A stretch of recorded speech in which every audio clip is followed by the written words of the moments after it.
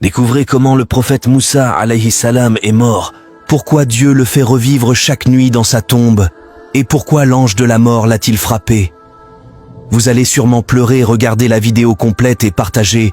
Les prophètes et les messagers sont des êtres humains choisis par Allah, exaltés soient-ils, et favorisés parmi toute l'humanité. Les prophètes se distinguent des autres humains, même dans la mort. En effet, ils restent vivants dans leur tombe.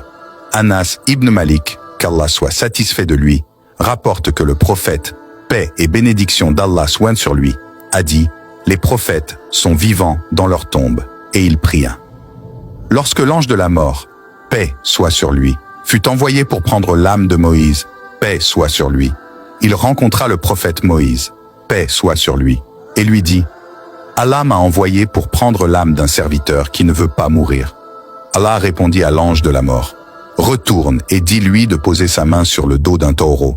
Pour chaque poil qu'il touchera, il vivra 1 année supplémentaire. » Moïse, paix soit sur lui, demanda « Et ensuite ?»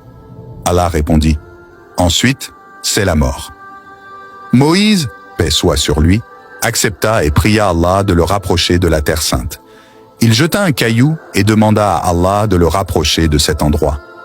Le prophète Mohammed, paix et bénédiction d'Allah soient sur lui, a dit « Si j'avais été là à ce moment-là, je vous aurais montré sa tombe près du chemin, à côté du mont Rouge. » Cependant, les savants diffèrent sur l'emplacement exact de la tombe de Moïse. Paix soit sur lui. Certains pensent qu'elle est dans la région de Damas, tandis que d'autres estiment qu'elle se trouve dans la province de Hadramout, au nord-ouest de la ville de Shibam, au Yémen. Cette opinion est cohérente avec l'idée que Moïse, paix soit sur lui, a été envoyé et enterré dans la péninsule arabique. Les prophètes ont donc une relation spéciale entre leur corps terrestre et leurs âmes célestes. C'est pourquoi l'ange Gabriel, paix soit sur lui, a emmené le prophète Mohammed, paix et bénédiction d'Allah soient sur lui, à la tombe de Moïse, paix soit sur lui, lors de son voyage nocturne et ascension. Il lui a dit de prier à cet endroit, et le prophète, paix et bénédiction d'Allah soient sur lui, a trouvé Moïse, paix soit sur lui, debout, en prière, dans sa tombe. Et c'est ainsi que les prophètes continuent à vivre, même après leur départ de ce monde.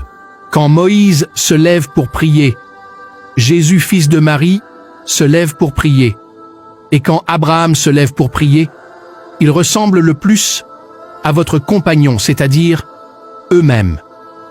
La prière est donc établie pour eux. Cela est une preuve de la vie des prophètes après leur mort. Le messager d'Allah, paix et bénédiction soient sur lui, a vu Moïse dans une vision réelle pendant son état de veille.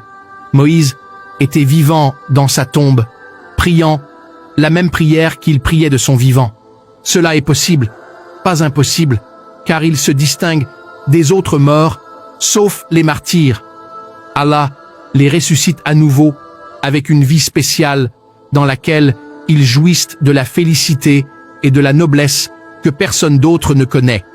Avant que le messager d'Allah, paix et bénédiction soient sur lui, ne monte au ciel, il a trouvé que Moïse l'avait précédé au ciel et qu'ils s'étaient rencontrés là.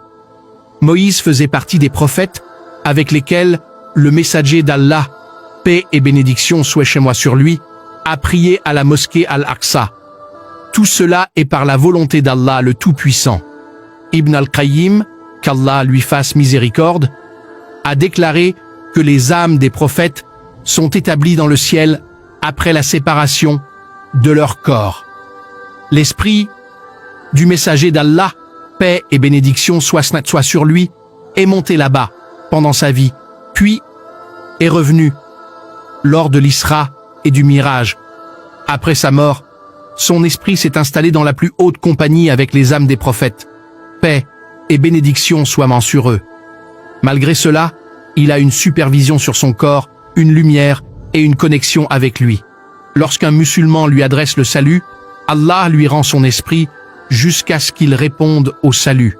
Le messager d'Allah, paix et bénédiction soient sur lui, est dans le lieu le plus élevé parmi les compagnons, dans la compagnie la plus élevée, stable là-bas, tandis que son corps repose dans sa tombe sans être perdu. Lorsqu'un musulman lui adresse le salut, Allah lui rend son esprit jusqu'à ce qu'il réponde au salut.